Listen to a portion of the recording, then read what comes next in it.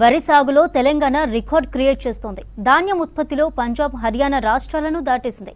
రాష్ట్ర ప్రభుత్వం సన్నవడ్లకు బోనస్, 24 గంటల నాణ్యమైన విద్యుత్, రైతు భరోసా అందించడం, మార్కెటింగ్ సదుపాయం పెంచడంతో అత్యధికంగా వరి సాగు చేస్తున్నారు రైతులు. రాష్ట్రంలో వ్యవసాయ విస్తీర్ణం ఏటేటా పెరుగుతోంది. గత 2 ఏళ్లలో తెలంగాణ పంటల సాగులో కొత్త రికార్డులు సృష్టిస్తోంది. వరి సాగు విస్తీర్ణం, దిగుబడిలో పంజాబ్ను దాటేసింది. రాష్ట్ర స్థూల ఉత్పత్తి విలువలో వ్యవసాయం వాటా 6.7% పెరిగింది.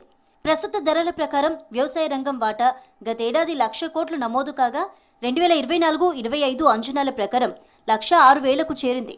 సర్కారు అందిస్తున్న ప్రోత్సాహంతో రాష్ట్రంలో పంటల సాగు విస్తీర్ణం పెరిగింది. రైతులకు ఆర్థిక భద్రత చేకూరింది.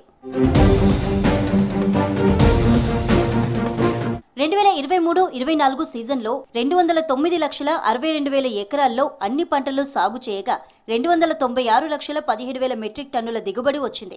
2024-25 సీజన్లో సాగు విస్తీర్ణం ఏకంగా 220,77,000 ఎకరాలకు పెరిగింది. దిగుబడి 320,62,000 మెట్రిక్ టన్నులకు చేరింది.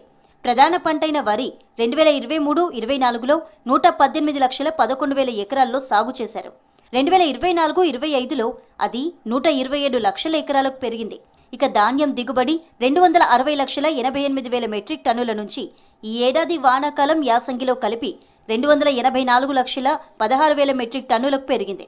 ధాన్యం ఉత్పత్తిలో తెలంగాణ దేశంలోనే అగ్రగామిగా నిలిచింది. పత్తి సాగు విస్తీర్ణం ఇంచుమించుగా 2 ఏళ్లు ఒకే తీరుగా ఉంది. నిరుడితో పోలిస్తే ఈ ఏడాది పత్తి ఉత్పత్తి 3,89,000 టన్నులు పెరిగింది. 26,35,000 టన్నుల నుంచి 30,24,000 టన్నులకు చేరింది. ఒకప్పుడు భారతదేశంలో ఎక్కువగా పంట పండించే రాష్ట్రం అంటే పంజాబ్ అనేది. పంజాబ్లో గోధుమలు కానీ వరి కానీ ఎక్కువ పండించేది. తర్వాత ఇప్పుడు గత 2-3 సంవత్సరాల నుంచి తెలంగాణ కూడా పెద్ద ఎత్తున వరి పండిస్తుంది. ఈ సంవత్సరము ప్రభుత్వం చెప్పిన లెక్కల ప్రకారం మనం పంజాబ్తోని పోటీగా లేదా పంజాబ్ను దాటిపోయి వరి పండిస్తున్నాము. రేవంత్ ప్రభుత్వం రైతు సంక్షేమానికి అత్యధిక ప్రాధాన్యత ఇచ్చింది. రైతుల మేలు కోరే పథకాలకు భారీ బడ్జెట్ను కేటాయించింది. తెలంగాణ రైతులను దేశానికే ఆదర్శంగా నిలబెట్టాలనే సంకల్పంతో 1,00,000 కోట్లకు పైగా ఖర్చు చేసింది. 54,280 కోట్లతో వివిధ పథకాలను అమలు చేసింది. దీంతో దేశంలోనే వరి సాగు విస్తీర్ణంలో తెలంగాణ నెంబర్ 1 స్థానాన్ని నిలబెట్టుకుంది. భారీ వర్షాలు, వరదలతో నష్టపోయిన రైతులను ప్రభుత్వం ఆదుకుంటోంది.